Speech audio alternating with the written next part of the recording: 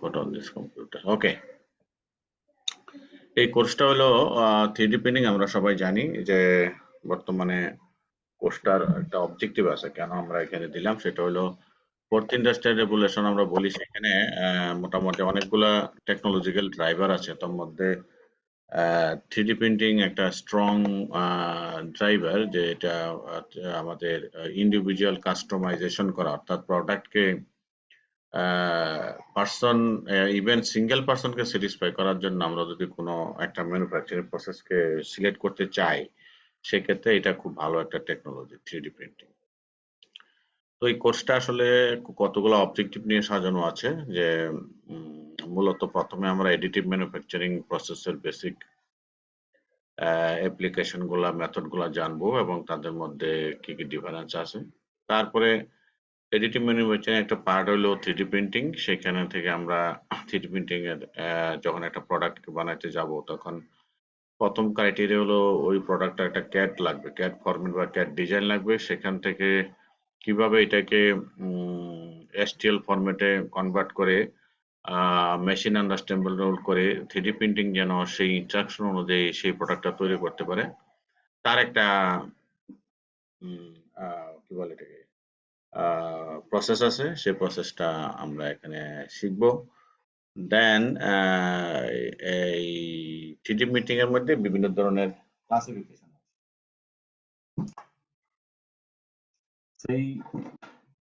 সেই ক্লাসিফিকেশন গুলা আমরা যেমন ম্যাটেরিয়াল বিভিন্ন ধরনের হইতে পারে, নন মেটালিক, মেটালিক। আবার ডিপোজিট, যে মেটাল যে ডিপোজিট করব সেটার আর মেটালিক ক্ষেত্রে বিভিন্ন এনার্জি লাগে। হ্যাঁ, লেজার ডিপোজিশন হইতে পারে, অন্য এনার্জি ডিপোজিশন মেথড হইতে পারে। তো এখানে আমরা বিভিন্ন প্রিন্সিপল, অর্থাৎ মেটাল যে আমরা ডিপোজিট করব অর্থাৎ এড করব, নাম তো এডিটিভ। তো এই এডিটিভ প্রিন্সিপল গুলো আছে, সেই প্রিন্সিপল গুলো আমরা দেখব। দেন এডিটিভ ম্যানুফ্যাকচারিং এই যেই বিভিন্ন মেথড গুলার মধ্যে কি কি প্রিন্সিপাল, ক্যাপাবিলিটিস, লিমিটেশন এবং বিশেষ করে পাউডার মেটালার্জিতে এটা কিরকম ভূমিকা রাখতে পারে, হ্যাঁ, তো সেখানে আমরা এটা পড়ব। দেন বর্তমান যুগে 3D প্রিন্টিং এর একটা মোস্ট ইম্পর্টেন্ট জিনিস হলো যে বায়োমেডিক্যাল অ্যাপ্লিকেশন।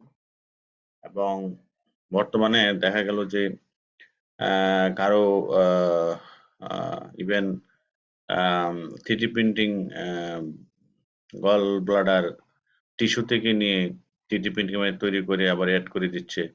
বর্তমানে কিন্তু বায়োমেডিক্যাল অ্যাপ্লিকেশন এটা মারাত্মক অ্যাপ্লিকেশন আছে 3D প্রিন্টিং। ইভেন কোন একটা হাড় ভেঙে গেলে সেই হাড়ের রিপ্লেসমেন্ট করে দিচ্ছে with the 3D printing product. তো এটা একটা খুব গুরুত্বপূর্ণ সাবজেক্ট। সিলেবাসটা যদি একটু সংক্ষেপে দেখি, যে এখানে আমরা ওভারভিউ, হিস্ট্রি ইত্যাদি ইত্যাদি আমরা শিখবো, ক্লাসিফিকেশন, সবকিছু এগুলা আস্তে আস্তে আমরা এগুলা পড়তে হবে এবং পুরা কোর্সটাই আমরা যতটুকু সম্ভব কভার করতে চেষ্টা করব। তো যেহেতু এটা আমি অলরেডি পাঠাই দিয়েছি, আমাদের সবাইকে রিকোয়েস্ট করব আমার গুগল ক্লাসরুমে অ্যাড করার জন্য। gmail.com অ্যাকাউন্টে আমি দিয়ে দিয়েছি। এখানে ওই অ্যাকাউন্ট থেকে যোগ করলে আমাদের সবকিছু এখানে পাওয়া যাবে, আমার সব ম্যাটেরিয়ালগুলো। এখন প্রথমে আমরা যাব হলো যে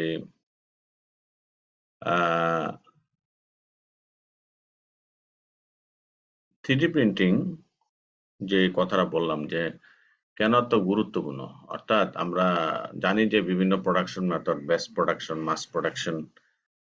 তো ওই প্রোডাকশন গুলা হয় কি, আমরা কিছু স্পেসিফিক ক্যারেক্টারাইজেশন করতে পারি না। যেমন একটা উদাহরণ দিই, সাপোজ সারা ওয়ার্ল্ডে দেখা গেছে যে 7 to 8% লোক লেফট হ্যান্ডার, কিন্তু পরীক্ষার হলে যে চেয়ারগুলা যেটা সিট সহকারে আমরা বসাই সব হলো right handed. So we don't consider the exceptional cases in general production system. তো এটা একটা ভালো উদাহরণ দিলাম যে তাইলে ওই লেফট হ্যান্ডারের জন্য তো রাইট হ্যান্ডেড চেয়ার গুলো খুব অসুবিধার সৃষ্টি করে ডিউরিং দ্য এক্সাম।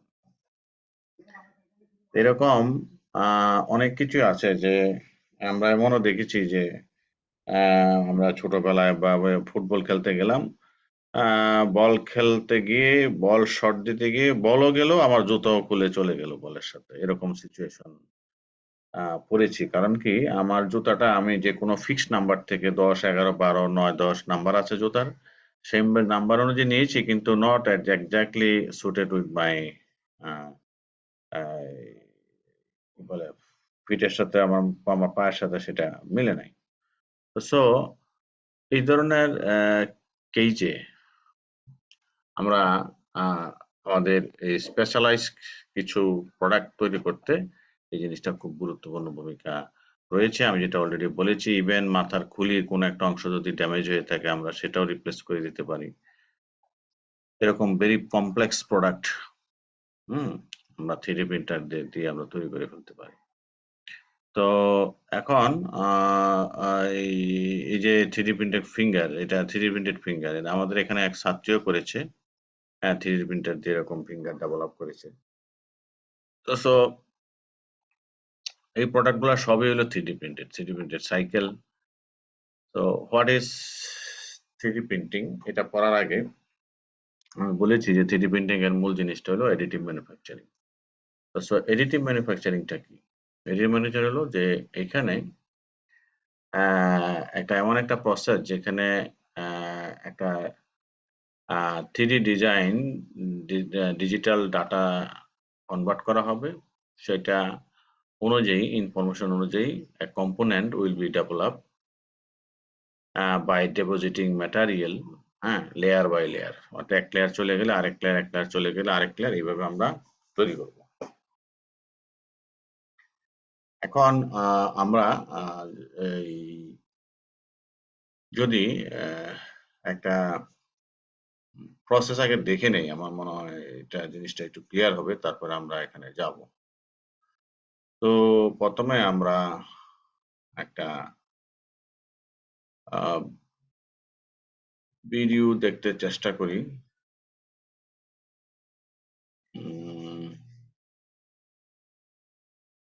আচ্ছা, এখানে প্রথমে যে ভিডিওটা দেখাবো, ইয়াটা কি আসতেছে? ওই একজনে বলতে হবে, না হলে আমি বুঝবো না। আসছে কিছু? স্যার। হ্যাঁ, জি স্যার। ক্লিয়ার হয়নি আমার এখানে। আচ্ছা, সাউন্ড সাউন্ড আসে না মনে, না? ভিডিও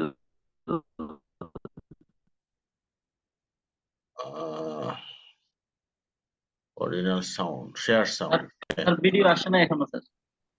হুম, ভিডিও চালু হয় না স্যার ভিডিও দেখা যাচ্ছে না স্যার। আচ্ছা, আমি দেখি এখন কিছু আসছে।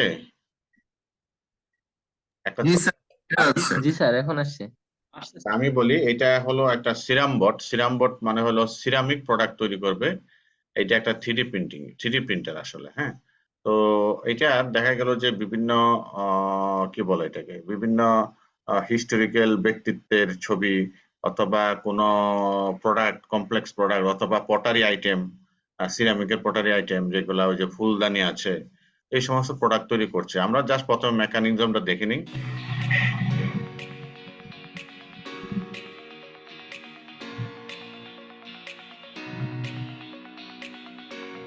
সফটওয়্যার স্লাইসিং, প্রিন্টিং, এই শব্দগুলো পাশে লেখা আছে, একটু দেখলে ভালো হয়।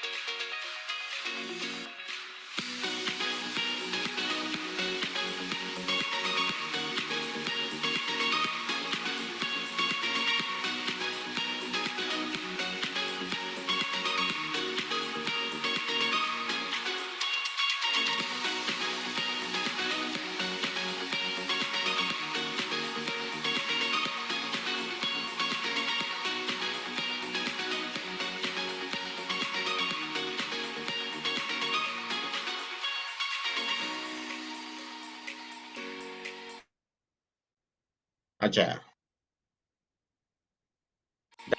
দেখা যাচ্ছে না নাকি? দেখা যাচ্ছে আপনার। স্যার দেখা যাচ্ছে স্যার। ওকে।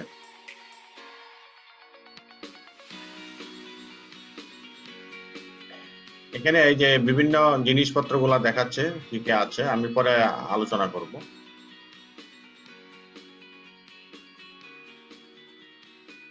আচ্ছা, হ্যাঁ, মোটামুটি শেষ।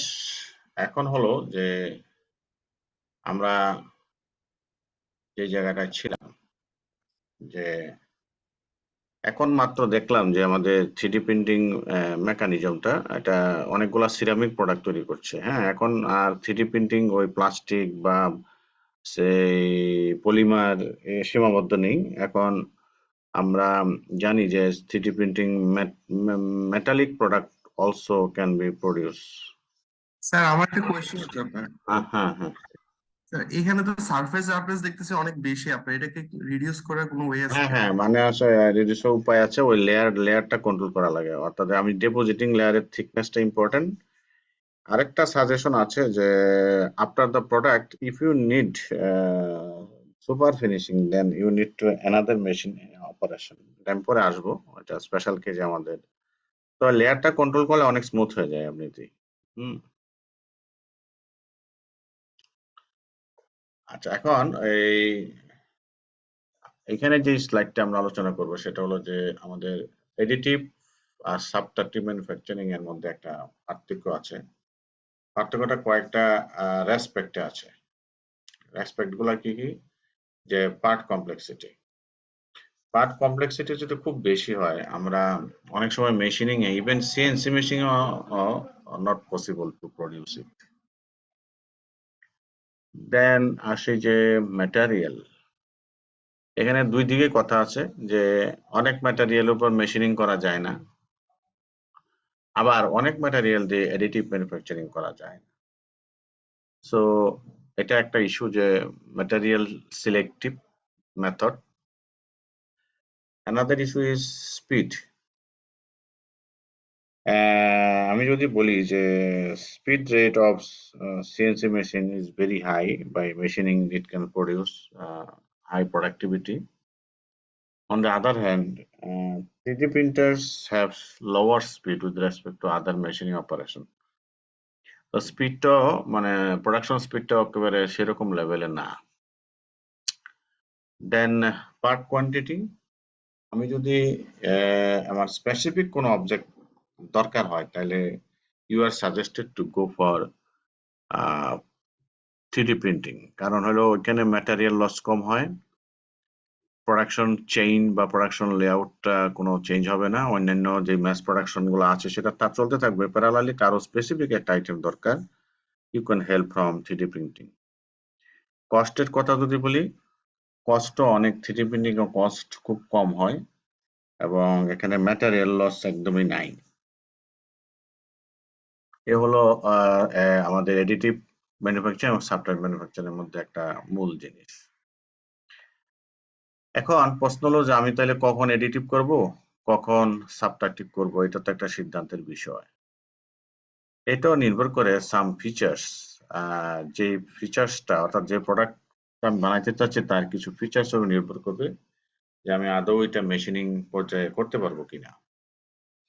যেমন এখানে একটা নাইস এক্সাম্পল আছে, যেমন এই কাপটা যদি কেউ বলে যে আমি একটা সলিড ট্রায়াঙ্গুলার মেটালিক বার থেকে কাপ বানাবো, it is too much complex. হ্যাঁ, এটা মেশিনিং করে বানানো খুব কঠিন।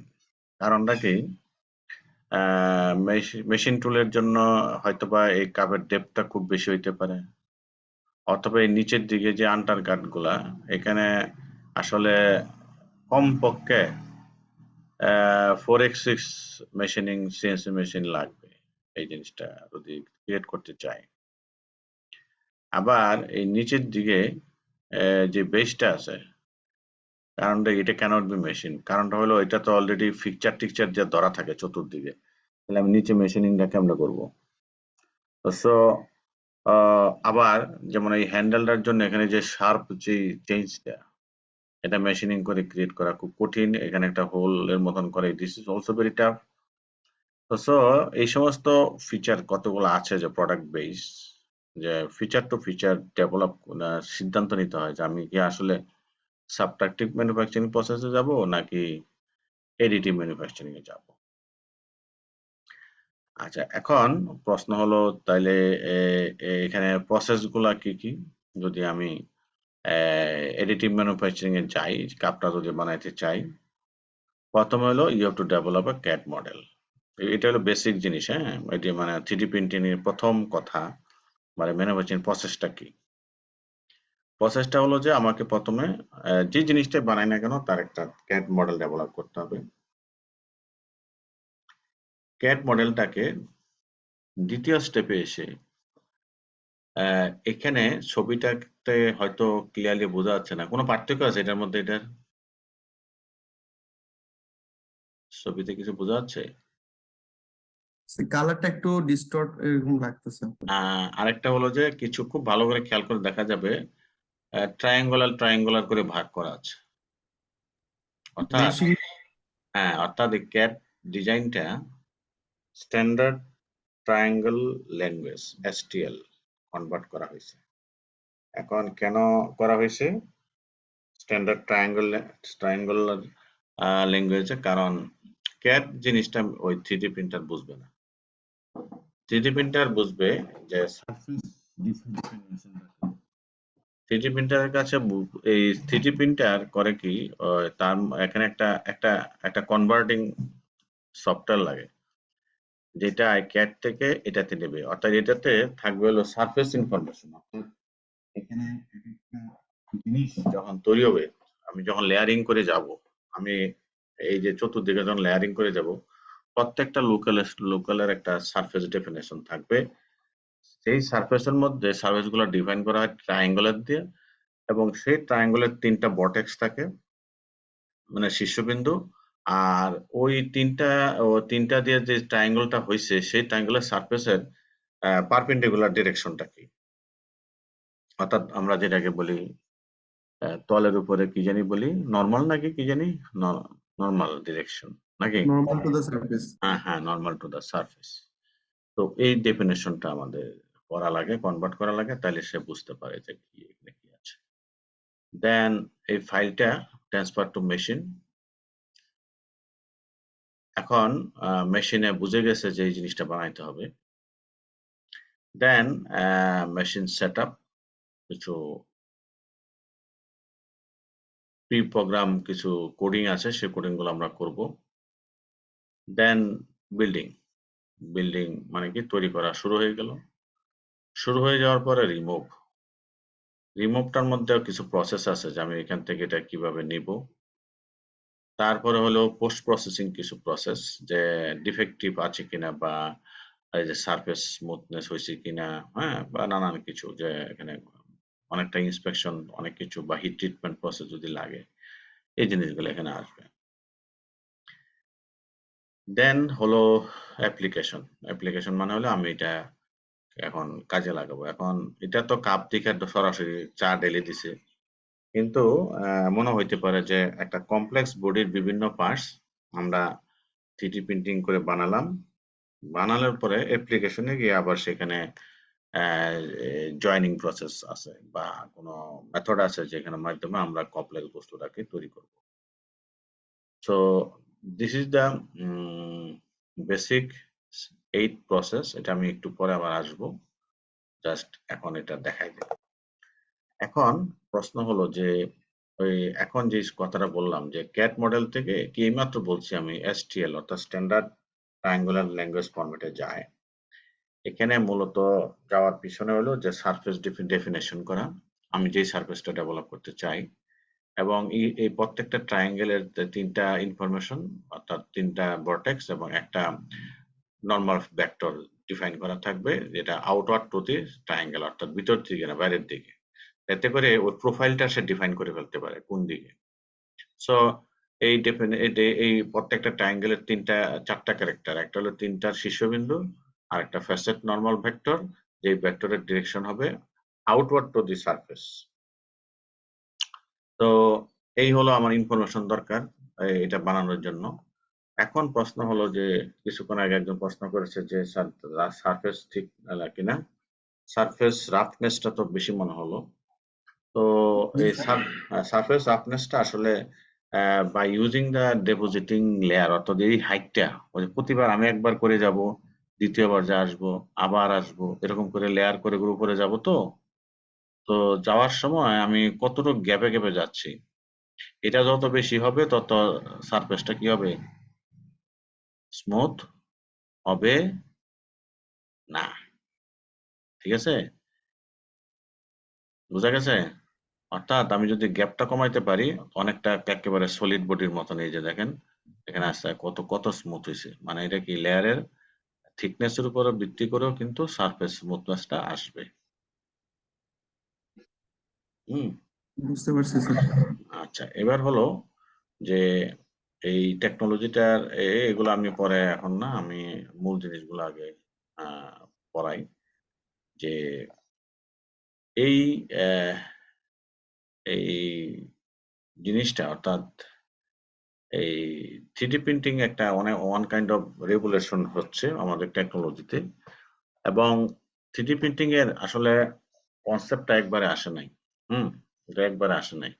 এটা অনেক আগে থেকে rapid prototyping, rapid casting, rapid tooling, এই ধরনের শব্দগুলো আমরা কেউ না কেউ হয়তো বা শুনেছি।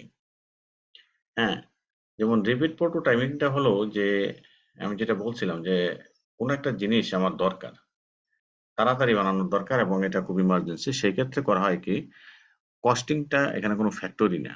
রেপিড প্রোটোটাইপিংয়ে আমি যে কোনো পদ্ধতিতে আমি তাড়াতাড়ি এটা বানাইতে পারলেই হলো, অর্থাৎ costing is not a fact in rapid prototyping. কস্টিংটা মেজর ইস্যু হয়ে দাঁড়ায় না।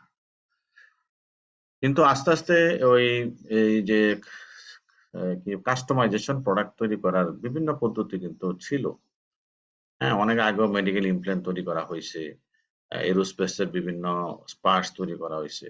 হ্যাঁ, আস্তে আস্তে করে টরে এসে বর্তমানে আমরা মোটামুটি এই সমস্ত জায়গা থেকে, অর্থাৎ এই 1995 পর থেকে আসলে 3D প্রিন্টিং এর একটা রেগুলেশন বিভিন্ন সেক্টরে আছে। পাশে একটা উদাহরণ আছে, ফ্যান্টাস্টিক উদাহরণ, যে অটোমেটিক বা এরোস্পেস ইন্ডাস্ট্রি যারা আছে, হ্যাঁ, তারা 2012 সালে, অর্থাৎ জি এভিয়েশন, তারা আহ, আগে যেটা হইতো যে তারা ওই যে বিশেষ করে নজেল গুলা খুব নষ্ট হয়ে যেত। ঠিক আছে, ফুয়েল নজেলটা ইঞ্জিনের এরোস্পেস নজেল গুলা খুব দ্রুত নষ্ট হয়ে যেত, এবং ফলে তারা কনভেনশনাল মেথডে কিন্তু তারা ফুয়েল নজল গুলা ডেভেলপ করতো, এবং দেখা গেল আহ, মানে 20 সেপারেট পার্টস আগে তৈরি করা লাগে ওই নজলের জন্য, তারপরে তাদেরকে ওয়েল্ডিং করা লাগে, মানে হুইচ ইজ ভেরি লেবারাস এবং ইন্টেন্সিভ, এবং প্রচুর স্ক্র্যাপ উৎপন্ন হয় এই এক একটা নজল তৈরি করতে গিয়ে। এক একটা নজলের কয়টা পার্ট বললাম, 20টা সেভারাল পার্ট, এবং তাদেরকে পরে ফাইনালি তৈরি করে আবার ওয়েল্ডিং করা লাগে।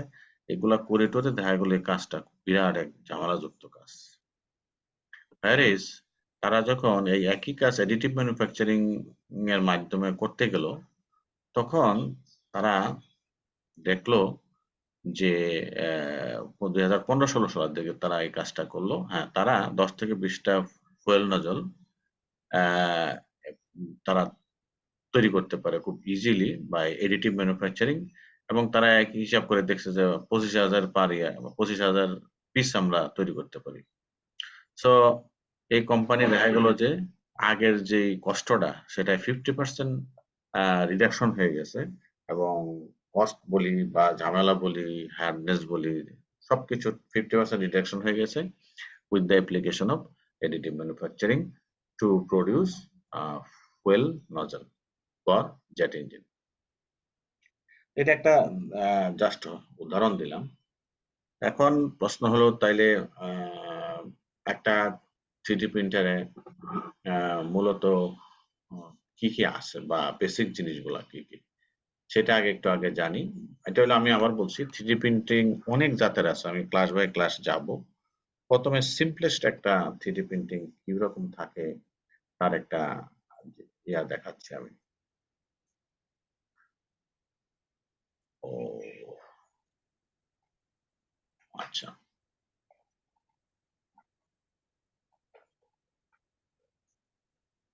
ছাব্বিশ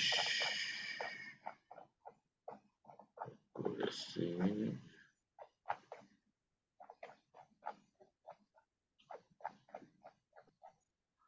কত পৃষ্ঠায় গেলাম? ও, 35 পৃষ্ঠায় চলে গেছে। সরি, আমি একটু সামনে চলে গেছি বেশি। 26।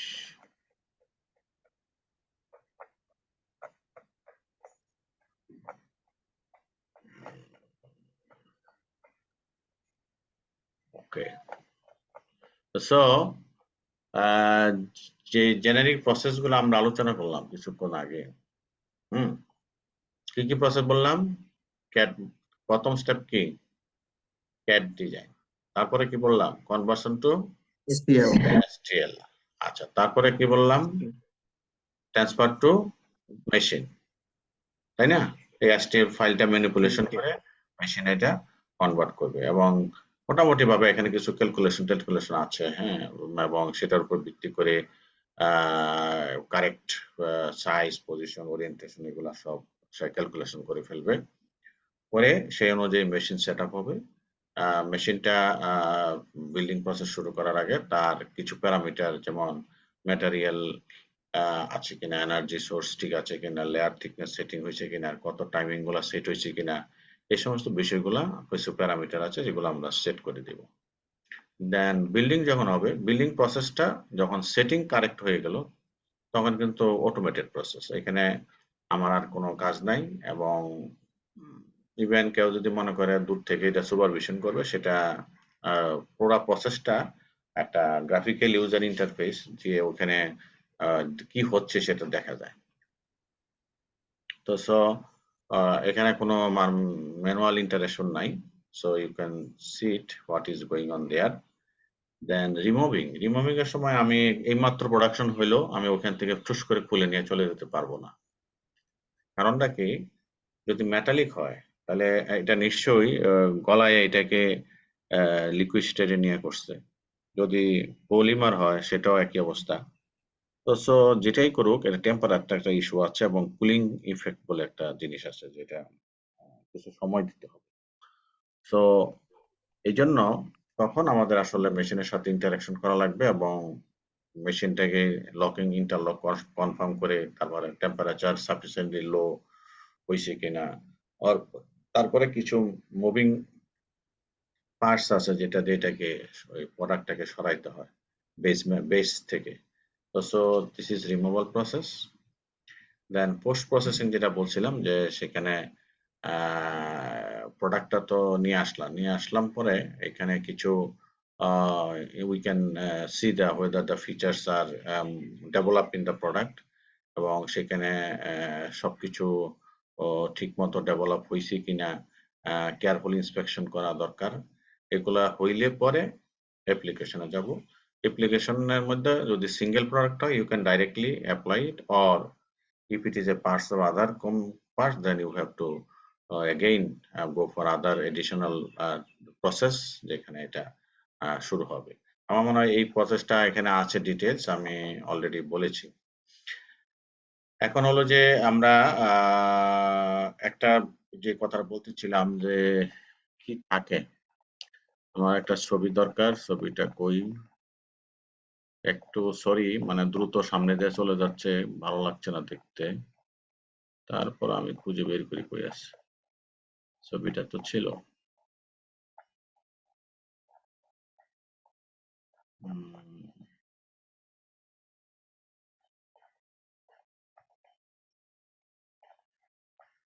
ছবিটা কই? এখানে নাকি? একটু দাঁড়া, ছবিটা নিয়ে কাজও করছি।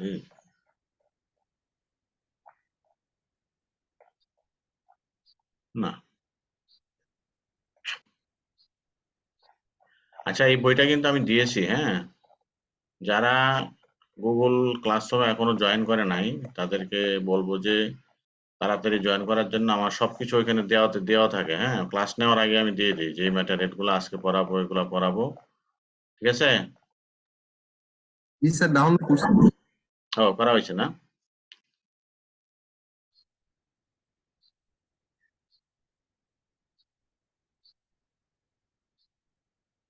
আমি একটা ছবি নিয়ে আগে কথা বলতে চাচ্ছিলাম। কোয়েরিটা এম্পাস। আচ্ছা, ছবিটা আমি আজকে রেডি করলাম, দেখলামও।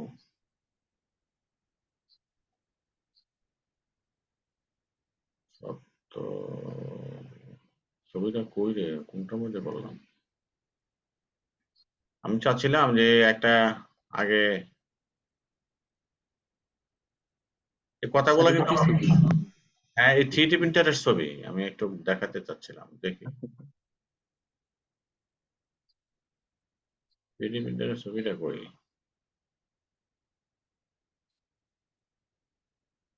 এটা তো প্রসেসটা।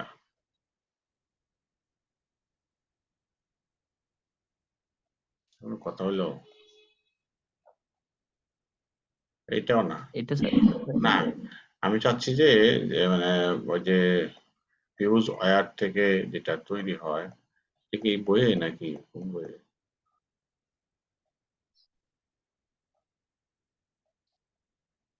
আচ্ছা, আচ্ছা, একটু আমি একটু বের হই। হ্যাঁ, বের হই বলতে কি আমি আরেকটা বই দেখি, ভুলে হয়তো বা আরেকটা বই আছে কিনা।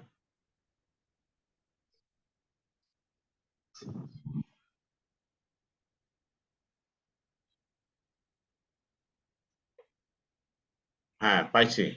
আচ্ছা, শেয়ার মনে হয় না, তাই না? শেয়ার হয়েছে? স্যার দেখা জি যাচ্ছে। স্যার দেখা যাচ্ছে। ও আচ্ছা, গুড। মানে একটা ছবি দেখা যাচ্ছে এরকম একটা। জি স্যার। ওকে ওকে, তাহলে তো হলো। আচ্ছা, এটাকে একটু বলি যে উম, আচ্ছা, এই যে এটা একটা জেনারেল ভেরি সিম্পল একটা 3D প্রিন্টার। তো 3D প্রিন্টারের প্রথমে আমি উপর থেকে আসি। এখানে কি মনে হচ্ছে, এখানে কি আছে? স্যার ম্যাটেরিয়াল মনে হচ্ছে স্যার। এক্স্যাক্টলি। অর্থাৎ রোলিং করা মেটাল, যে মেটাল বা যে পদার্থের বা যদি কি না বলে, যে ম্যাটেরিয়াল, প্যারেন্ট ম্যাটেরিয়াল। হ্যাঁ প্যারেন্ট ম্যাটেরিয়ালের এরকম রোলিং করা তার, হ্যাঁ ঠিক আছে, ফিলামেন্ট স্পুল, ঠিক আছে। আচ্ছা, জি এবার স্যার। এবার হলো যে ওইখান থেকে একটা জিনিস একটু ক্লিয়ার করি যে এখানে যদি এটা হলো বেড, এক নাম্বারটা কি বেড। বেড।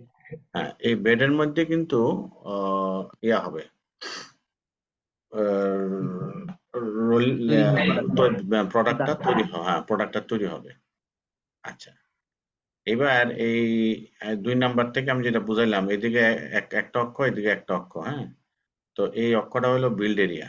বিল্ড এরিয়া, এখন আপনি যখন ক্যাড ডিজাইনটা দিবেন, সেই ডিজাইনের এরিয়া অনুযায়ী সে কোন জায়গার মধ্যে জিনিসটা বানাবে, কোন জায়গাটা, এটা সে অটোমেটিক সেট করে ফেলবে। এখন 3D প্রিন্টার নামটা আসছে কেন?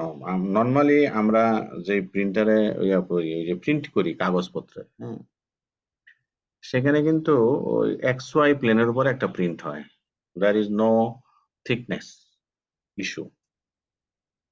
জি তো স্যার। এখন এই আমি বলি, আপনি যদি শুধুমাত্র একটা এ লিখতে চাই, ঠিক আছে, তাহলে আমি কিন্তু উপর থেকে নজল ফালাবো আর এই টেবিলটাকে এমন ভাবে মুভ করাবো যে একটা এ হবে, এটা পারবো এক্স ওয়াইটা মুভ করে। কিন্তু থিকনেস থাকলে কি করতে হবে? থিকনেস তাহলে ভার্টিক্যালি একটা মুভমেন্ট লাগবে, ঠিক আছে। তো সেই মুভমেন্টটা কিভাবে হয়? এই যে দেখেন, এইখানে এইখানে এবং এখানে লিনিয়ার অ্যাকচুয়েটর আছে, হ্যাঁ আছে না? জি এই স্যার। যে এরকম, হ্যাঁ। তো প্রথম একটা সার্টেন হাইটের যখন প্রোডাক্ট তৈরি করা লাগবে, প্রথমে ওই যে লেয়ারিংটা তো হিসাব করে ফেলবো যে সাপোজ এতটা লেয়ার লাগবে, যে 5,000 লেয়ারে হবে একটা বস্তুর মধ্যে। So, প্রথম লেয়ারটা উৎপন্ন করলো, করার পরে এই নজেলটা প্রথম লেয়ারটা নিচে নামবে, নাইমা প্রথম লেয়ার উৎপন্ন করলো, তারপরে ওই যে যত লেয়ারের থিকনেসটা দেওয়া হলো অতটুকু উপরে উঠবে, ওইটা কি করবে, আবার সে কি সেকেন্ড করবে, লেয়ার। আবার ডেপোজিশন। আবার ডেপোজিশন করবে। So this is the bed. আচ্ছা, এবার হলো আবার হলো যে দিস ইজ দ্য রেইল, যেটার উপর ভিত্তি করে যেটা মুভমেন্টটা হবে, ঠিক আছে? আচ্ছা, এবার হলো ওই ওয়্যারটা যখন আসবে সেটা কোল্ড এন্ড দিয়ে আসবে, কোল্ড এন্ড দিয়ে আইসা হট এন্ড দিয়ে বাড়বে। মানে কি এখানে ওই ওয়্যারটা এটা দিয়ে ঢুকবে, ঢুকে এখানে একটা হিটিং সিস্টেম আছে, এই হিটিং সিস্টেম দিয়ে কি হবে, হট এন্ড দিয়ে বেরোবে। যখন লেয়ারিংটা হয়ে গেল তখন আবার ওই জায়গাটা কোল কি বলে উম, এই এই কোল্ড এন্ডে আসার পরে এটা মানে গলানোটা এমন রেটে হয়ে যায়, অলমোস্ট লিকুইড স্টেটে চলে যায়, তখন আবার এটা যখন জাস্ট পড়ার আগ মুহূর্তে যেন এটা একটা টেম্পারেচার কুল ডাউন হয় অটোমেটিক, সেই জন্য কুলিং ফ্যান আছে, ঠিক আছে? কুলিং ফ্যান আছে, জি স্যার। কুলিং ফ্যান আছে, তারপরে এই নজেল, এখানে একটা নজেল আছে, নজেল দিয়ে থ্রো হয়। আমি যে ভিডিওটা তো দেখাইলাম, মানে সিরাম বটিটা, তো সিরাম বোর্ডে যেটা দেখাইলাম সেটা হলো অতীব কি বলে সিম্পলেস্ট, এটাও একটা জি সিম্পলেস্ট, এটাও একটা সিম্পলেস্ট। এখন এখানে একটা কাহিনী আছে যে আমরা এই যে এখান থেকে এই যে থ্রোয়িংটা হবে, থ্রোয়িংটা মেটালটা আসলে কিভাবে আমরা ডেপোজিশন করব, হুম, এটা কিন্তু একটা এখানের মেকানিজমটা ভিন্ন ভিন্ন, অর্থাৎ আমি কোন এনার্জি ইউজ করব, আমি কি ইডিএম এনার্জি ডিপোজিশন মেথডে যাব নাকি লেজার ডিপোজিশন মেথডে যাব, কিভাবে যাব, এটা কিন্তু আপনার এই জায়গাটার মধ্যে কমপ্লেক্সিটির উপর ভিত্তি করে এই পুরা সিস্টেমটা ডিজাইন বলেন বা স্ট্রাকচার বলেন এগুলা সব চেঞ্জ হয়ে যায় এবং কমপ্লেক্সিটি আরো বাড়বে। আর এই বিভিন্ন প্যারামিটার চেঞ্জ করা, সেট করার জন্য এখানে একটা ছোট্ট কন্ট্রোলার আছে, যেখান থেকে we can control the speed, we can control the movement of the bed, এই সমস্ত ইস্যুগুলো আমরা এখান থেকে কন্ট্রোল করতে পারি। তো পরীক্ষায় মাঝে মাঝে আসে what is the basic component of A 3D printer, সেগুলো কি কাজ, এই যে কমন পার্টস গুলো আমি মুখে মুখে বলছি, হ্যাঁ, বেডের কাজ কি, বিল্ড এরিয়ার কাজ কি, cold end cooling fan, extruder, filament spool, hot end linear rod and nozzle and local controller, ঠিক আছে? এই 10টা কম্পোনেন্ট থাকবে, বোঝা গেছে? জি স্যার। জি স্যার। আচ্ছা, এবার আমরা তো একটা সিম্পল ইয়া দেখলাম, কি বলে সিম্পল প্রিন্টার।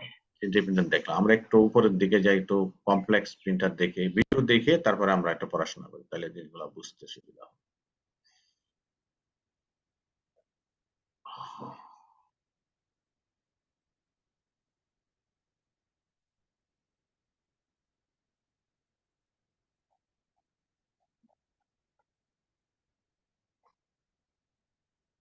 আচ্ছা, এবার প্রথমে আমরা লেজার ডিপোজিশনটা দেখি, অর্থাৎ লেজার দিয়ে মেটালটা গলে তারপর সে ডিপোজিট করবে, ঠিক আছে? ভিডিও কি আসছে? স্যার এখন আসেনি। আচ্ছা, তাহলে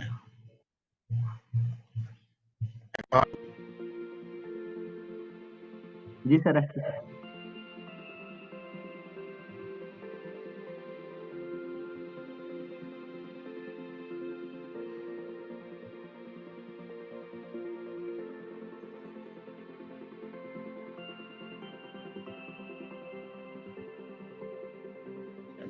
মানে প্রথমে 3D ডিজাইন করলো, তারপরে এই যে LDT, which stands for Laser Deposition Technology, is an additive process that is used to build freeform sound শোনা যাচ্ছে না fabrications. ভিডিওর? Repair metal components typically sir. considered Sound to us. be repairable by conventional techniques, or strategically add features to forgings or castings. All of these capabilities come directly from CAD data. No hard tooling changes are required. LDT deposits exhibit excellent material properties. These material properties, combined with the flexibility of the process, significantly lower overall production costs.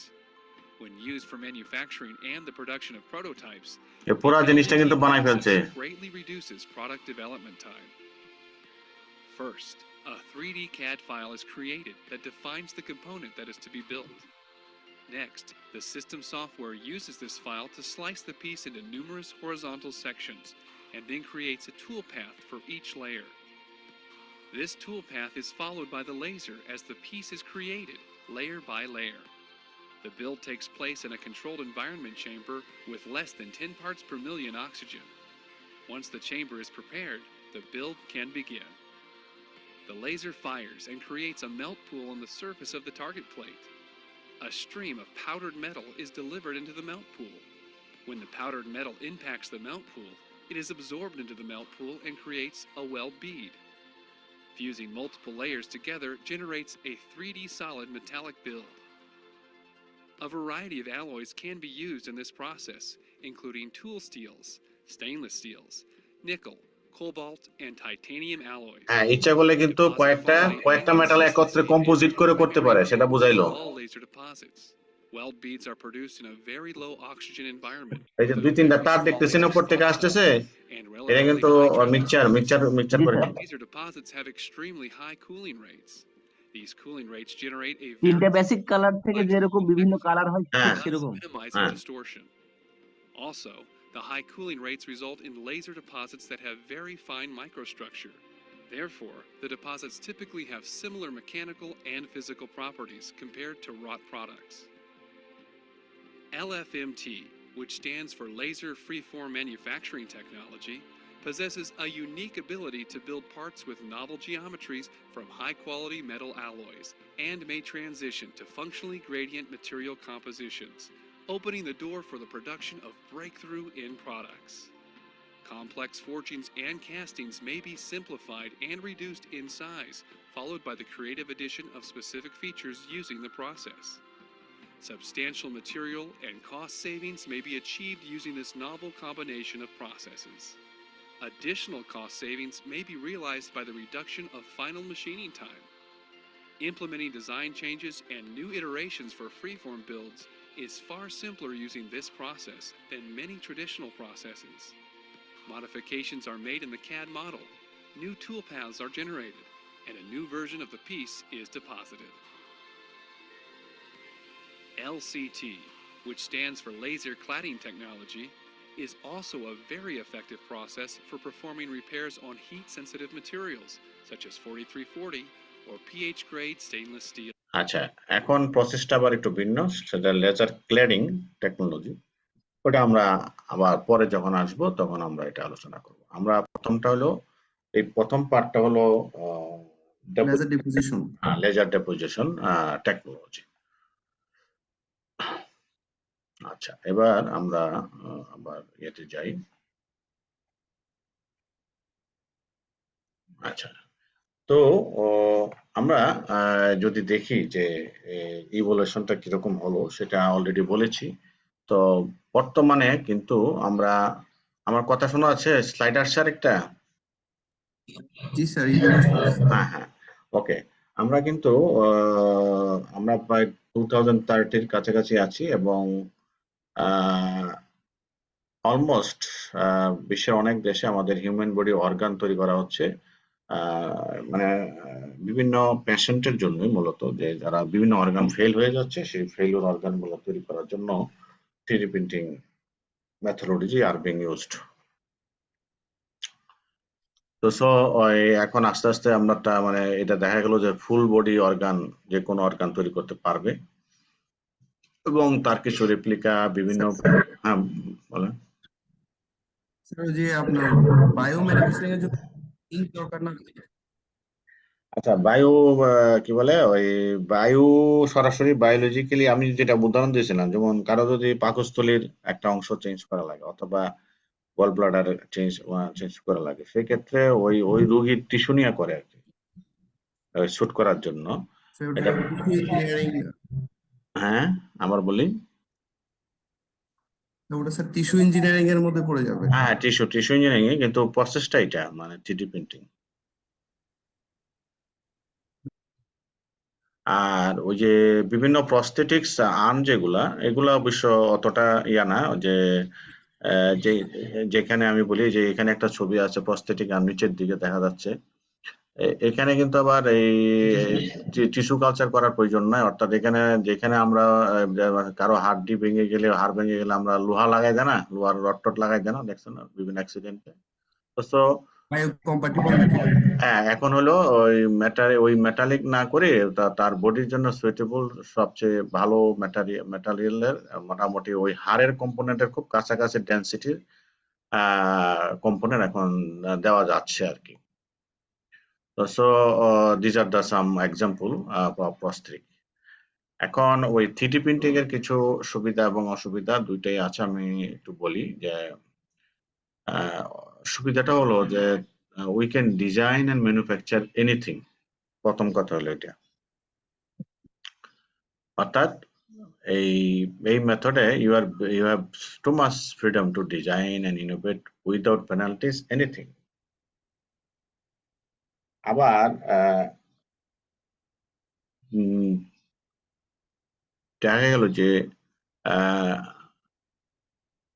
এই মেথডে যে কোনো product design এবং manufacturing এর ক্ষেত্রে অত বেশি iteration বা পারমুটেশন করার প্রয়োজন নাই, প্রসেসটা খুব দ্রুত অ্যাকুরেট আর কি, এবং এক্সিলেন্ট ফর মাস কাস্টমাইজেশন, অর্থাৎ কাস্টমাইজ প্রোডাক্ট তৈরি করার জন্য এটা সবচেয়ে খুব ভালো একটা পদ্ধতি আর কি।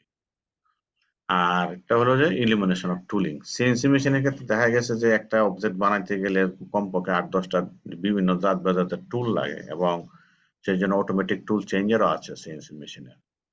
তো এখানে কিন্তু আলাদা কোনো টুলিং প্রয়োজন নাই, এটা একটা ভালো একটা গুণ। দেন গ্রিন ম্যানুফ্যাকচারিং, কারণ এনার্জি কম লাগে এবং ওয়েস্ট রিডাকশন, ওয়েস্ট হয়ই না, কারণ ওয়েস্টটা এনভায়রনমেন্টের জন্য একটা burn issue. So green manufacturing এবং মিনিমাল ম্যাটেরিয়াল ওয়েস্ট এবং এনার্জি এফিসিয়েন্ট, আর enables personalize manufacturing. Even single কাস্টমারকেও আমরা স্যাটিসফাই করতে পারি এই মেথডে। এখন ডিসঅ্যাডভান্টেজ হলো যে unexpected pre and post processing requirement. হ্যাঁ, তো এটা একটা আছে যে আমি একটা আমাদের ল্যাবে 3D প্রিন্টার ওয়ার্কশপে কিনেছিলাম, এবং বেশ কিছুদিন প্রোডাকশন করেছি, কিন্তু কিছুদিন পরে আমি কোনো কারণ খুঁজে পাই না যে প্রোডাক্টের বেসটা বেঁকে যায়। ওইটার জন্য আবার আলাদা পোস্ট প্রসেসিং করতে হয়, আমি ডিজাইন অনুযায়ী করতে না।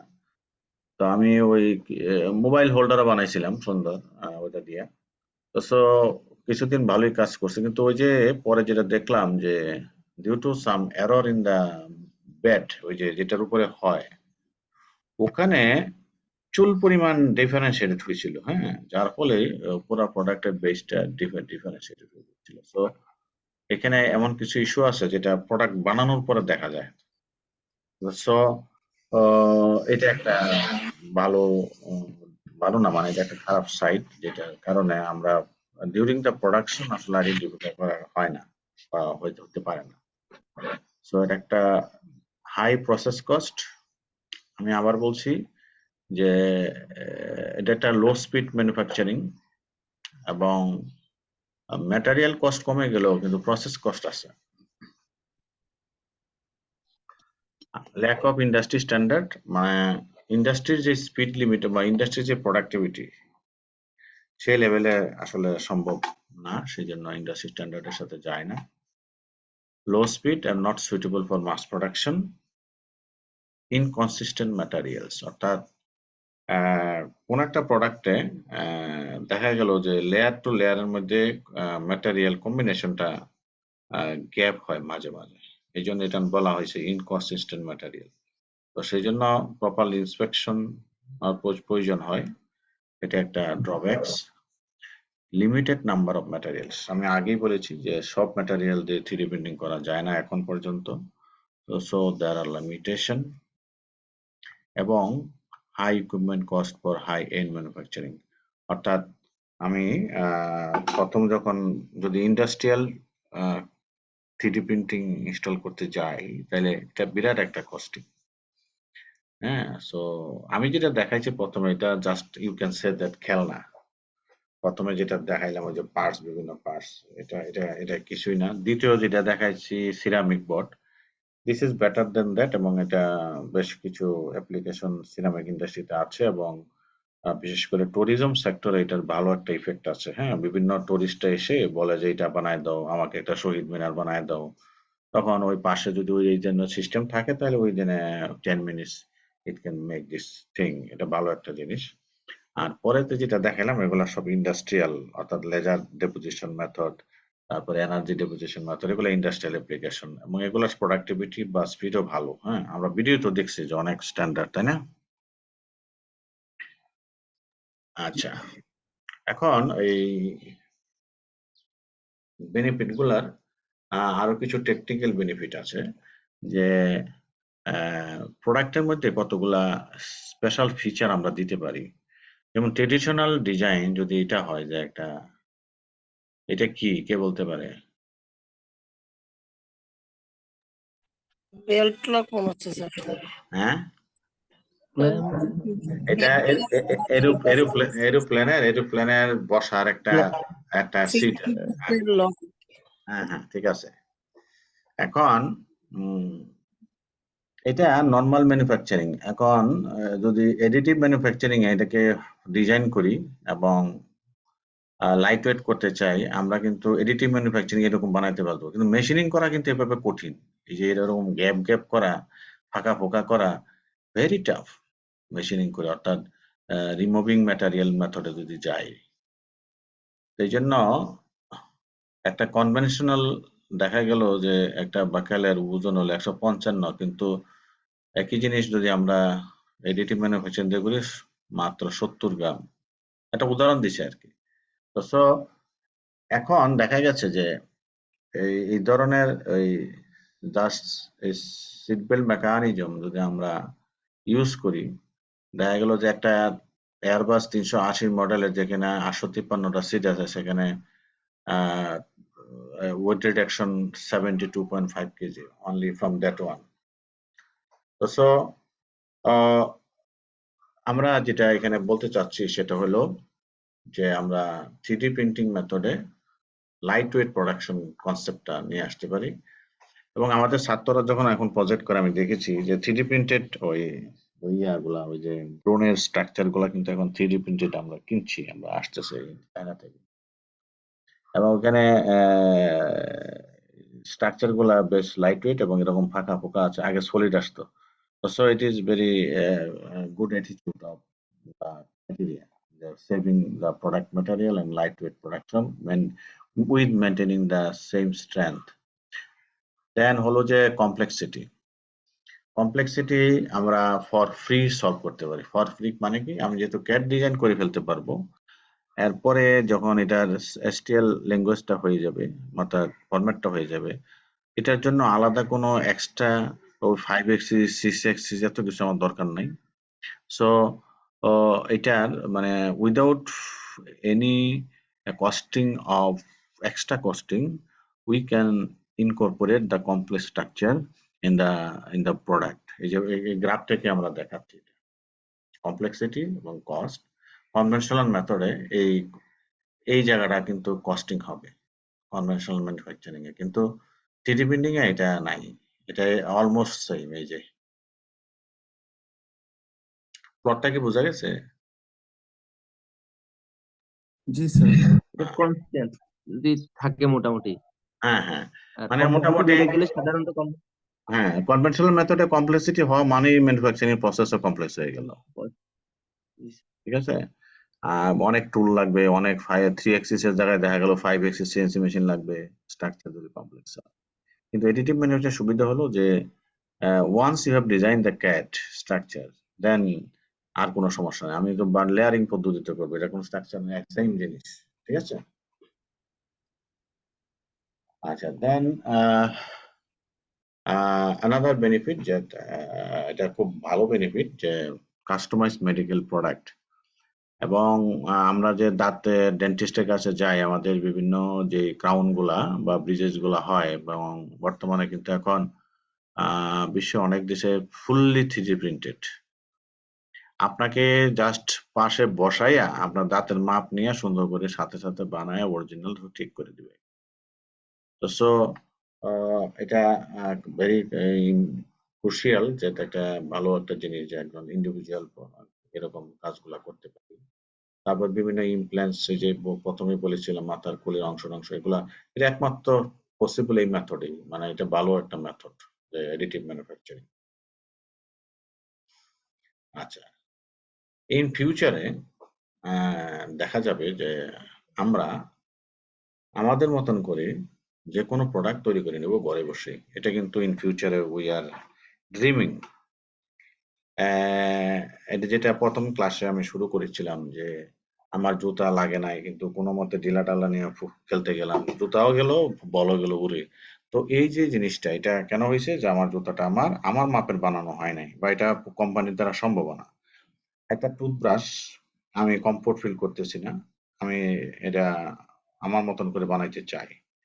তা আমি আমার বাড়িতেই একটা 3D প্রিন্টার থাকবে, এবং আমি আমার মতন করে এরকম ব্রাশ হইতে পারে, স্পুন হইতে পারে, এই টিস্পুন হইতে পারে, আমার ইচ্ছা মতন আমার ডাইমেনশনে যেটা আমার বেস্ট লাগে আমি বানাই দেব। অর্থাৎ এটা একটা আলটিমেটলি হোম ম্যানুফ্যাকচারিং টেকনিকে কিন্তু পরিণত হবে অদূর ভবিষ্যতে। আমার কথা কি বোঝা যাচ্ছে নাকি? জি স্যার। আচ্ছা, এখন এটা হলো যে আমাদের কেস স্টাডিজ গুলা না একটু পড়তে হবে সবার। এটা আমি ক্লাসে আর এগুলা ডিটেলস আলোচনা না করি। খুব সুন্দর সুন্দর রলস রয়েস কোম্পানি, তারা এই জিনিসটা বানাইতে গিয়ে কি বিপদে পড়ছিল, তারপরে এডিটিভ ম্যানুফ্যাকচারের পরে তারা কিভাবে উত্তোলন হয়েছে, তাতে তারা কি লাভ হয়েছে, এভরিথিং ইজ হিয়ার। ঠিক আছে? এই কেস স্টাডি গুলো পড়লে আমাদের কিছু কি বলে এগুলাকে, এই বিষয়টা নিয়ে আমাদের মানে অনেক আরো নলেজ বাড়বে যারা, হ্যাঁ, এগুলো কেস স্টাডি গুলো দেখতে হবে।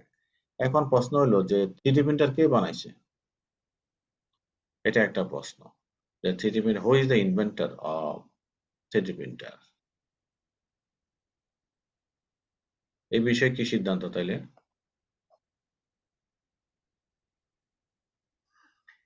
আমি শুধু এটা কি DNA? হ্যাঁ, না, এই তো ভালো প্রশ্ন। এটা কিন্তু আসলে তিলে তিলে আসছে। তারপরেও তারপরও একজনকে দাবিদার করা হয় আর কি।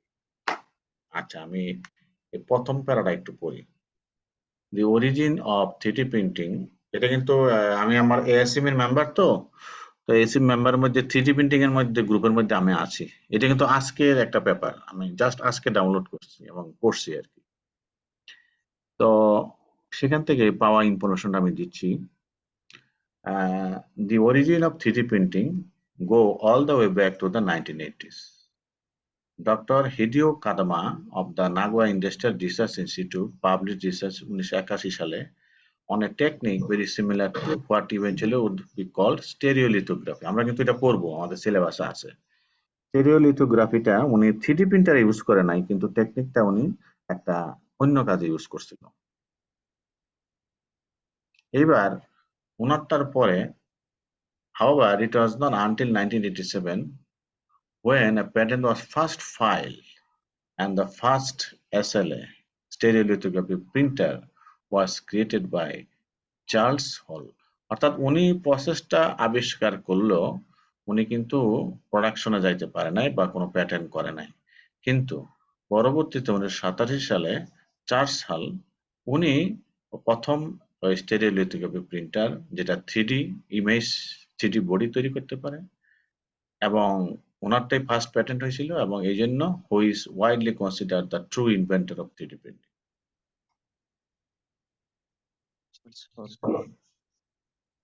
বোঝা গেছে? জি স্যার। আচ্ছা, এইখানে বলে সবার কি এখানে অফিস শনিবারে ছুটি, না শনিবার অফিস আছে? আমরা একটু এখন ইয়াটা শনিবার স্যার ছুটি আছে, শুক্র শনিবার। আমি একটু এখন রেকর্ডটা বন্ধ করবো, কারণ রেকর্ডের কাজ